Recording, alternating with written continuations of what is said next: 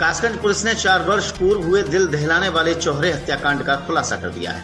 बता दें कि पत्नी, 2 बच्चे और एक दोस्त को निर्ममता के साथ मौत के घाट उतारने वाले आरोपी राकेश और उसकी प्रेमिका महिला आरक्षी रूबी सहित 6 लोगों को पुलिस ने गिरफ्तार किया है।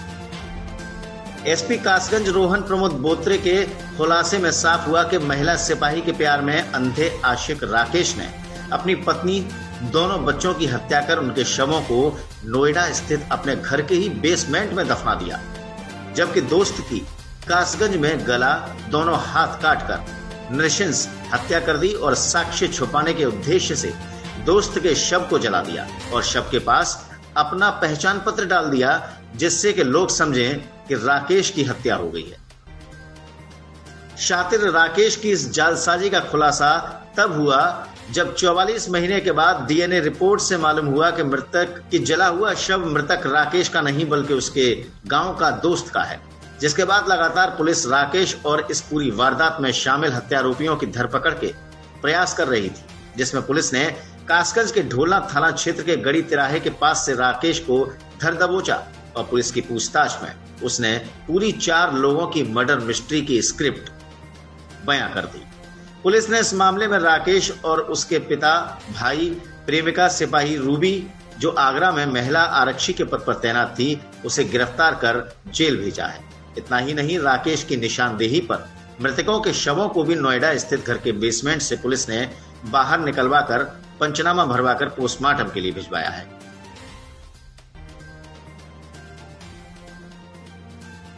सर, एक सनसनीखेज को खुलासा किया है, प्रेस वार्ता बुलाई सर, क्या किस तरह से घटना को अंजाम दिया? कासगंज पुलिस द्वारा एक सनसनीखेज खुलासा मर्डर का किया गया है। जो केसेस 4 वर्ष से पेंडिंग चल रहे थे, उसका खुलासा कासगंज पुलिस ने आज किया है, जिसमें 4 मर्डर केसेस जो है वो खुले हैं। 3 मर्डर्स जो है एक केस में लिखे हुए नोएडा के और एक कासगंज का मर्डर खुला है। एक व्यक्ति जिसका नाम राकेश है, उसने अपनी पत्नी और अपने 2 बच्चों की उसके परिवारजनों के साथ और गर्लफ्रेंड के साथ मिलकर नोएडा में हत्या कर दी गई थी। ये हत्या दहेज और अवैध प्रेम संबंधों को लेकर कर दी गई थी। इस व्यक्ति ने अपनी पत्नी और दोनों बच्चों की डेड बॉडीज जो है वो नोएडा में अपने घर पे बेसमेंट में गड़वा दी थी और उसके ऊपर एक सीमेंट का फ्लोरिंग भी है जो वो बनाया था। दूसरे दिन ये व्यक्ति नोएडा पुलिस में जाके बिसरख थाने में मिसिंग कंप्लेंट लिखवाता है कि मेरी पत्नी जो है वो कहीं गायब हो चुकी है। उसके बाद ये अपनी गर्लफ्रेंड के साथ मिलके और एक घटना को कासगंज में अंजाम देता है। कासगंज में जो घटना की थी, अपनी पहचान को छुपाने के लिए राकेश ने की थी, ये दिखाने के लिए कि राकेश की ही हत्या हो गई है। इसीलिए राकेश, उसकी गर्लफ्रेंड ने मिलके उसी के गांव के, उसी के कदकाठी का एक लड़का राजेंद्र उर्फ कलवा सन ऑफ दिलीप सिंह, जो कि इसका मित्र था पहले से, उसको शराब पिलाने के बहाने कासगंज में बुलाते हैं। उसकी वहां पे सर कलम करके हाथ काट के उसकी हत्या करते हैं। राकेश अपने खुद के कपड़े, टी-शर्ट उसको पहनाता है और वहां पे अपना LIC का पहचान पत्र है जो है वो डाल देता है।